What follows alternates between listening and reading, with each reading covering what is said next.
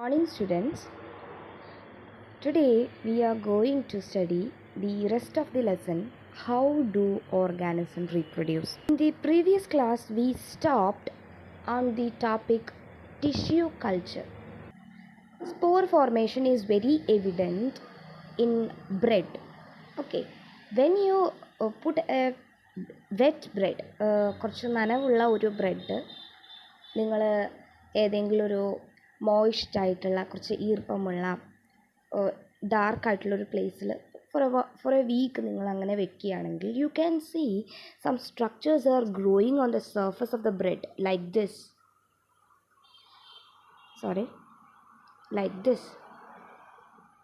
This is their microscopic view, and these are a special type of fungus called the rhizopus. Okay, these are the fungus called rhizopus. Its common name is bread mold. Okay student, bread mold have a body called the hyphae, the body of the red mold. See, ഒരു ചെറിയ plant പോലെ തന്നെയാണ്. താഴേക്ക് ബ്രെഡിൻ്റെ അകത്തേക്ക് അതിൻ്റെ Roots കാണാം. ഇതിൻ്റെ പുറത്താണ് നമുക്ക് ഈ ഒരു ത്രെഡ് ലൈക്ക് സ്ട്രക്ചേഴ്സ് കാണുന്നത്. Okay, it appears like a white mass of thread-like structures seen on the slice of the bread. Yes, we can see the rhizopus as a white threads. See, white threads arising from the surface of bread. ഇങ്ങനെയാണ് നമുക്ക് കാണാൻ പറ്റുക. The body of the rhizopus is known as the hyphae. Okay, നമുക്ക് ബ്രെഡിൻ്റെ പുറത്തുനിന്ന് കാണാൻ പറ്റുന്ന ആ വൈറ്റ് ത്രെഡ് ലൈക്ക് സ്ട്രക്ചേഴ്സിനെ നമ്മൾ വിളിക്കുന്നത് ഹൈഫേ എന്നാണ്. Actually, it is the body of rhizopus. When we look keenly, കുറച്ചും കൂടി ശ്രദ്ധിച്ച് നോക്കിക്കഴിഞ്ഞാൽ we can see the hyphae as a blub on a stick structure. See, ഒരു ബ്ലബ് ഒരു സ്റ്റിക്കിൽ ഇങ്ങനെ അറേഞ്ച് ചെയ്തിരിക്കുന്ന പോലെയാണ് അതിൻ്റെ ഹൈഫേൻ്റെ സ്ട്രക്ചർ. നോക്കൂ, ഒരു വടിയിൽ ചെറിയൊരു ബൾബ് ലൈക്ക് സ്ട്രക്ചർ, ഒരു ബ്ലബ് ഇങ്ങനെ അറ്റത്തൊരു ബ്ലബ്, ദെൻ ഒരു സ്റ്റിക്ക്, അങ്ങനെയാണ് ഹൈഫയുടെ സ്ട്രക്ചർ വരുന്നത്. And these part involve in there reproduction. The bulb-like region is known as the sporangia. See, the blobs are called sporangia.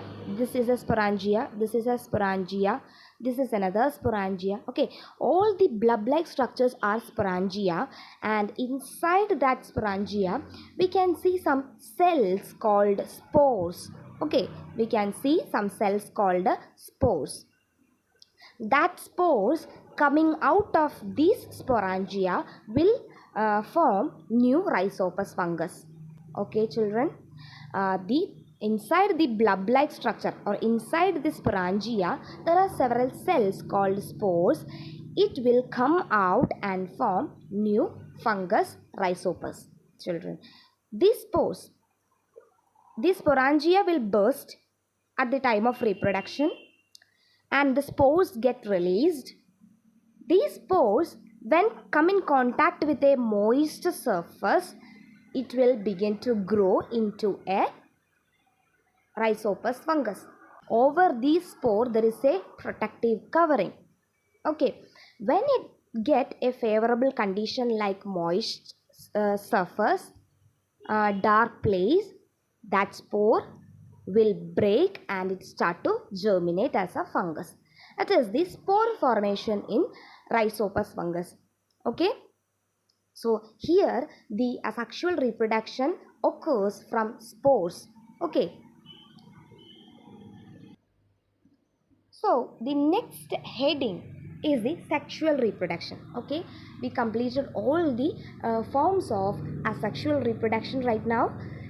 Now we are entering into the next topic, sexual reproduction. Sexual reproduction is a type of reproduction in which two parents are involved, two parents from opposite sexes. Okay, one from female sex and one from male sex. Two parents are required to produce the offsprings. Such type of reproduction is known as sexual reproduction. Here gametes, sex cells are involved, or the sex cells are formed and fused to form the offsprings. Okay, sex cell from the mother and sex cell from the father. That sex cells are known as gametes. Okay, male gamete and female gamete will form here, and it will fuse to form offspring or the zygote. Okay students, that's how the sexual reproduction occurs.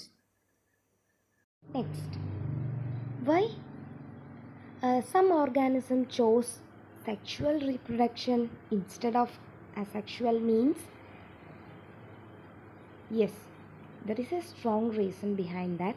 Let me explain in Malayalam. എന്തുകൊണ്ടാണ് നമ്മൾ sexual റീപ്രൊഡക്ഷന് പുറമെ animals choose ചെയ്യുന്നത്? അല്ലെങ്കിൽ ഏത് type ഓർഗാനിസമാണ് sexual reproduction choose ചെയ്യുക? In the previous class, I said that the asexual reproduction is common among the organisms with simple body organization, unicellular organisms like that, right? Sexual reproduction is more common among the organism with more body complexities, or the cells are arranged as tissue, organ system like that. അങ്ങനത്തെ body organisation, കുറച്ചുകൂടി complex ആയിട്ടുള്ള body organisation കാണിക്കുന്ന organisms ആണ് sexual reproduction common ആയിട്ട് choose ചെയ്യുന്നത്. Okay, then in this mode of reproduction, two parents from opposite sexes are involved, and gametes, the sex cells called gametes from both parents, are formed, and they get fused to form the baby, right? ഇതെല്ലാം അറിയാവുന്ന കാര്യമാണ്. Then the question is, why the sexual mode of reproduction? എന്തിനാണ് sexual reproduction ചെയ്യുന്നത്? അവർക്ക് asexual means ചെയ്തൂടെ? Yes, എന്തുകൊണ്ടെന്നാൽ കഴിഞ്ഞ ക്ലാസ്സിൽ ഞാൻ പറഞ്ഞിട്ടുണ്ടായിരുന്നു, from the beginning of the first class, in the beginning of our first class, I said about the DNA copying mechanism, right? മദറിൻ്റെ ബോഡിയിലും ഫാദറിൻ്റെ ബോഡിയിലും DNAs ഉണ്ട്. ആ DNAs എന്ത് ചെയ്യുന്നുണ്ട്? റീപ്രൊഡക്ഷന് പ്രയോറായിട്ട് തൊട്ട് മുന്നേ കോപ്പി ചെയ്യപ്പെടുന്നുണ്ട്, അല്ലേ? അമ്മയുടെ ശരീരത്തിലെ ക്രോമസോം ഒരു കോപ്പി കൂടി ഉണ്ടാവുന്നുണ്ട്. ദെൻ ഒരു കോപ്പി അമ്മയുടെ ബോഡിയിൽ തന്നെ റിമെയിൻ ചെയ്യണു. ദെൻ അടുത്ത copy it will pass to the offspring. Then ഫാദറിൻ്റെ ബോഡിയിലും ഇതേപോലെ കോപ്പിയിങ് നടക്കുന്നുണ്ട്. ദെൻ അത് ഒന്ന് ഫാദറിൻ്റെ ബോഡിയിൽ തന്നെ റിമെയിൻ ചെയ്യണു. ദെൻ അടുത്തത് ബേബിയുടെ ബോഡിയിലേക്ക് വരുന്നു. So the baby will get the both chromosomes of mother and father. Okay, so the chances of variation is more in sexual reproduction than asexual reproduction. ഒന്ന് ആലോചിച്ച് നോക്കൂ. മദർ, ഇപ്പം നമ്മുടെ മദർ എന്ന് പറയുന്നത് മദറിൻ്റെ ഫാദർ, അവരുടെ ആ ഒരു പാരമ്പര്യം അത് എൻറ്റയർലി ഡിഫറെൻ്റ് ആണ്, അല്ലേ? അവരുടെ ഓരോ ജനറേഷനിൽ നിന്നും ഉണ്ടാവുന്ന വേരിയേഷൻസ് അത് ഓരോ ടൈപ്പ് വേരിയേഷൻസ് ആയിരിക്കും മദറിൻ്റെ ലൈനിൽ വരുന്നത് കേട്ടോ.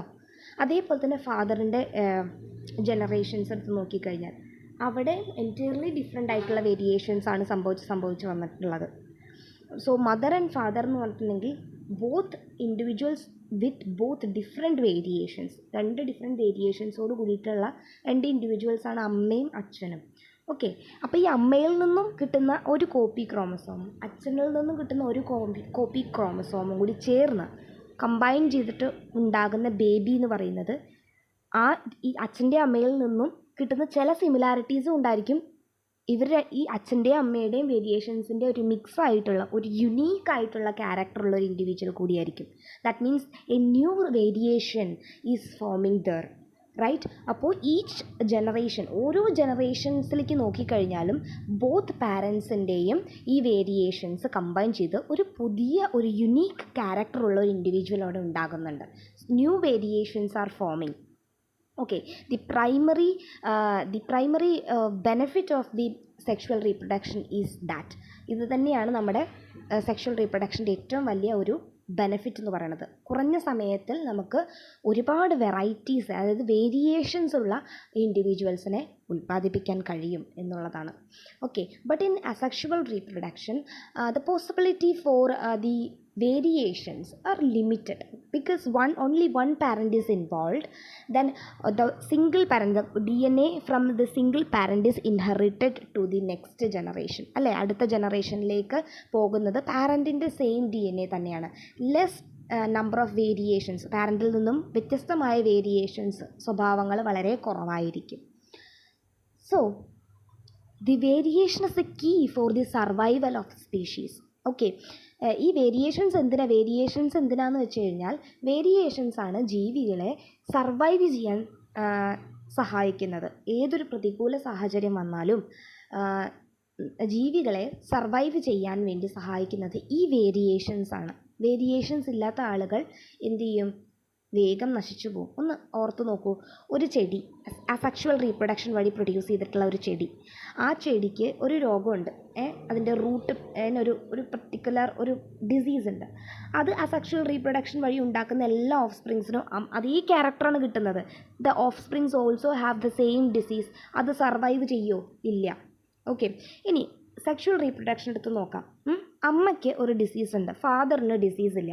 ഓക്കെ, ഈ അമ്മയുടെയും അച്ഛൻ്റെയും ക്യാരക്ടേഴ്സ് മിക്സ് ആയിട്ടുണ്ടാകുന്ന ഓഫ് സ്പ്രിങ്സിന് ചിലതിന് അമ്മയുടെ ഡിസീസ് കിട്ടാനുള്ളൊരു ചാൻസസ് ആർ ദർ. ബട്ട് ഉണ്ടാകുന്ന എല്ലാ കുഞ്ഞുങ്ങൾക്കും ഈ അസുഖം ഉണ്ടാവില്ല. Okay, some will survive. Okay, ചിലർ സർവൈവ് ചെയ്യും. That is the benefit of sexual reproduction. That's how the sexual reproduction become beneficial. Okay, sexual reproduction വഴി variations കൂടുതലുണ്ടാവും. That variation will helps for the survival of the species. Few will perish. ചിലത് എന്ത് ചെയ്യും? നശിച്ചു പോവും. രണ്ട് parents involve ചെയ്യുന്നതിൽ ഒരു പാരൻറ്റിൻ്റെ ആ ഒരു ഡിസീസ് കുഞ്ഞുങ്ങൾക്ക് കിട്ടിയാൽ ആ കുഞ്ഞ് നശിച്ചു പോവും. പക്ഷേ എല്ലാ കുഞ്ഞുങ്ങൾക്കും ആ ഒരു സ്വഭാവം അല്ലെങ്കിൽ ആ ഒരു ഡിസീസ് കിട്ടണമെന്നില്ല. അവർ സർവൈവ് ചെയ്യും. They will go to the next level. And അവരുടെ കുഞ്ഞുങ്ങൾക്ക് ഈ അസുഖത്തിനുള്ള ചാൻസ് കുറവായിരിക്കും. വീണ്ടും കണ്ടോ, അപ്പോൾ അവർ സർവൈവ് ചെയ്ത് പോവുകയാണ് ചെയ്യുന്നത്. Because they have variation. പാരൻസിൽ നിന്നും വേരിയേഷൻ ഉള്ളത് കാരണമാണ് അവർ സർവൈവ് ചെയ്തത്. That's why. ഓക്കെ, സോ നിങ്ങൾക്കത് അണ്ടർസ്റ്റാൻഡ് ആയിട്ടുണ്ടെന്ന് വിചാരിക്കുന്നു. എന്തുകൊണ്ടാണ് sexual reproduction? Because sexual reproduction, in sexual reproduction the number of variations is more. These variation will help the species to survive. That's the reason. Okay, in the next aspect about the sexual reproduction is another question. എനിക്ക് പെട്ടെന്ന് ഇത് പറഞ്ഞപ്പോൾ എൻ്റെ മനസ്സിൽ തോന്നി, നിങ്ങളുടെ മനസ്സിൽ വന്നോ എന്ന് എനിക്കറിയില്ല. അതായത് ഞാൻ പറഞ്ഞു sexual റീപ്രൊഡക്ഷനിൽ both gametes from male and female are getting fused, right? So in the offspring chromosome double ചെയ്യാനുള്ളൊരു ചാൻസ് ഇല്ലേ എന്ന് തോന്നിയോ? കാരണം അമ്മയുടെ ക്രോമസോമും അച്ഛൻ്റെ ക്രോമസോമും കിട്ടും. അപ്പോൾ ഈ രണ്ട് ക്രോമസോം കൂടി ചേർന്നുണ്ടാകുന്ന ഓഫ് സ്പ്രിങ്സിൻ്റെ ക്രോമസോം നമ്പർ ഡബിൾ ചെയ്യില്ലേ? അങ്ങനെ ഒരു ഡൗട്ട് തോന്നിയോ? യെസ്, അങ്ങനെ ഒരു ഡൗട്ട് സ്വാഭാവികമായിട്ട് തോന്നേണ്ടതാണ്. എനിവേസ്, അങ്ങനെ ഡബിൾ ചെയ്യില്ല. അതിനുള്ള ഒരു ചെറിയ മെക്കാനിസം അവിടെ നടക്കുന്നുണ്ട്. Okay, to control the number of chromosome there is a mechanism occurring called meiosis.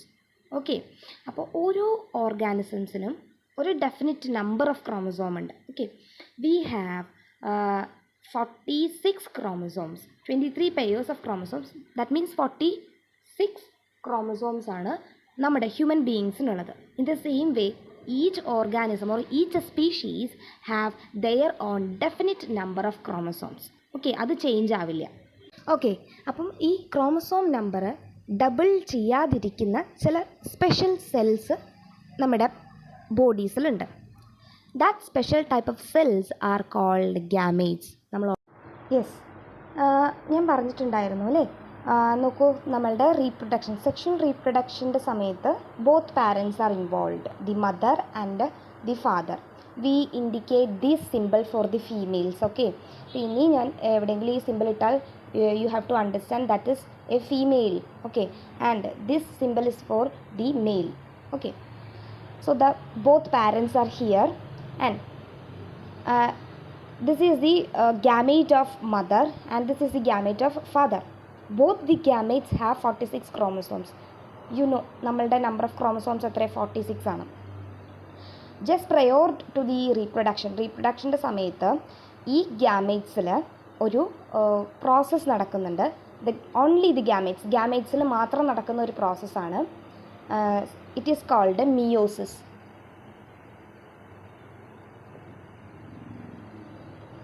meiosis. So in gametes എന്ന് പറഞ്ഞാൽ സെക്സ് സെൽസ് ആണ്. ഈ സെക്സ് സെൽസിൽ മാത്രം നടക്കുന്ന ഒരു പ്രോസസ്സാണ് meiosis. What children? Meiosis.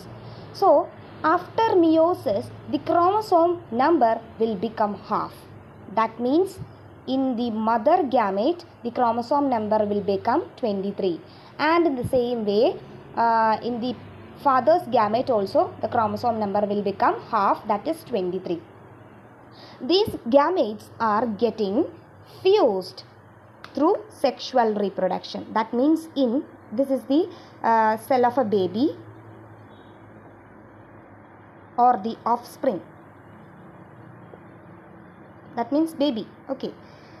In the baby get how many number of chromosomes? 23 plus 23, that means 46 chromosomes. So in sexual reproduction the chromosome in the offsprings will not double, because before the fusion of gamete there is a process called meiosis will help to solve this problem. Okay, chromosome number double ആവാതിരിക്കാൻ ഓഫ്സ്പ്രിങ്സിൽ chromosome number 46 കൂടാതിരിക്കാൻ വേണ്ടി സഹായിക്കുന്ന ഒരു പ്രോസസ്സാണ് meiosis. Okay, ഇത് separate ആയിട്ട് gametes fusion നടക്കുന്നതിന് മുൻപ് അമ്മയുടെ ബോഡിയിൽ സെപ്പറേറ്റ് ആയിട്ട് നടക്കുന്നുണ്ട്, അച്ഛൻ്റെ ബോഡിയിലും സെപ്പറേറ്റ് ആയിട്ട് നടക്കുന്നുണ്ട്. It is not occurring in every cell, എല്ലാ സെൽസിലും നടക്കുന്നില്ല, only in the gametes, sex സെൽസിൽ മാത്രം നടക്കുന്ന പ്രോസസ്സാണ് meiosis. Meiosis will occur only in the gametes of mother and only in the gametes of father. Okay, that's the thing about the need of sexual reproduction. ഇതുകൊണ്ടാണ് നമുക്ക് sexual reproduction വളരെ അത്യാവശ്യമാണ് അല്ലെങ്കിൽ beneficial ആണെന്ന് പറയാൻ കാരണം. It will create variation, that variation will help the species to survive, and also the chromosome number will not double because there is a process occurring in the gametes called the meiosis. Meiosis occur only in ഗാമേറ്റ്സിൽ മാത്രമേ നടക്കുള്ളൂ കേട്ടോ. ബാക്കി ഒരു സെൽസിൽ, നമ്മുടെ ബോഡിയിലുള്ള സെൽസിലൊന്നും chromosome number പകുതിയാവുന്നില്ല, ഗാമേറ്റ്സിൽ മാത്രം. Okay, then where did the gamete sees? എവിടെ ഗാമേറ്റ് കാണുന്നത്? ഗാമേറ്റ് നമ്മുടെ റീപ്രൊഡക്റ്റീവ് ഓർഗൻസിലാണ് കാണുക. അപ്പോൾ മെയിൽസിലാണെങ്കിൽ മെയിൽസിൻ്റെ റീപ്രൊഡക്റ്റീവ് ഓർഗനിലായിരിക്കും മെയിൽ ഗാമേറ്റ് കാണുക. മെയിൽ ഗാമേറ്റ് ആണ് സ്പേം എന്ന് പറയുന്നത് കേട്ടോ. In human beings the mail gamete is sperm, and female gamete കാണുന്നത് ഫീമെയിൽ സെക്സ് ഓർഗണിലാണ്. ഫീമെയിൽ ഗാമേറ്റ് ആണ് എഗ് അഥവാ ഓവം എന്ന് പറയും, ഓവം അല്ലെങ്കിൽ എഗ്. ഓക്കെ, ഈ ഇവിടെ തന്നിരിക്കുന്ന കാര്യങ്ങൾ നമ്മൾ ഡിസ്കസ് ചെയ്തത് തന്നെയാണ്. നോക്കൂ, during meiosis the gametes or the germ cell, gamete is otherwise known as germ cell, are formed in which the number of chromosomes and the amount of DNA are half as compared to the non-reproductive cell. That means during meiosis occur in the gametes, and after the meiosis the number of chromosome inside the gamete become half. Okay, then the gametes from two individuals, അങ്ങനെ half the number ആയിട്ടുള്ള ക്രോമസോംസോട് കൂടിയിട്ടുള്ള gametes from both parents will combine to form the zygote. Okay, ഇങ്ങനെ ഞാൻ നേരത്തെ കാണിച്ചിട്ടുണ്ടായിരുന്നു അല്ലേ, half number 23 ആയിട്ടുണ്ടായിരുന്നു meiosis സംഭവിച്ചിട്ട് രണ്ട് ഗാമേറ്റ്സിലും. ആ ഗാമേറ്റ്സ് കമ്പൈൻ ചെയ്തിട്ടുണ്ടാകുന്ന ഫസ്റ്റ് ആ ഒരു ലൈഫിനെയാണ് നമ്മൾ സൈഗോട്ട് എന്ന് പറയുന്നത്. Okay, that develops to an individual. This zygote will develop into an individual or a baby. It re-establish the chromosome number and DNA content in the new generation. Yes children, നോക്കൂ, അമ്മയുടെ 23യും അച്ഛൻ്റെ 23 ക്രോമസോമും കൂടി ചേർന്നിട്ട് again the number of chromosome, that is 46 chromosomes are re-established in the baby. തിരിച്ച് ആ ബേബിയിൽ re-establish ചെയ്യപ്പെട്ടിട്ടുണ്ട്. കണ്ടോ? ഇനി in a very simple organism two germ cells are almost similar.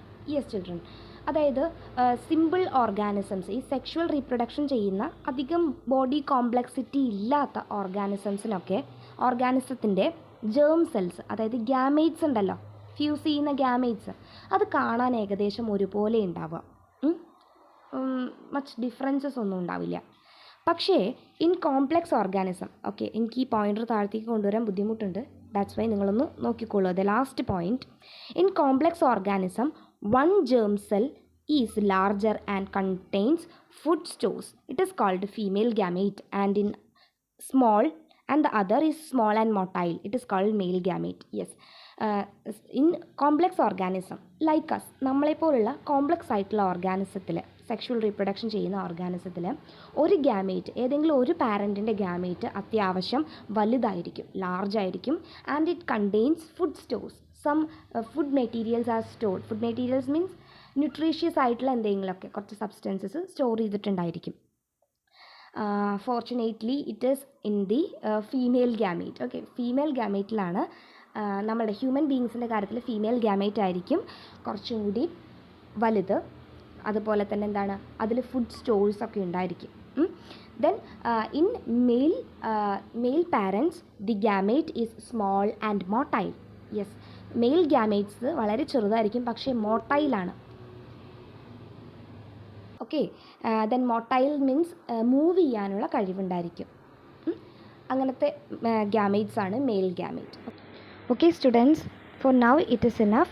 See you in the next class. Bye.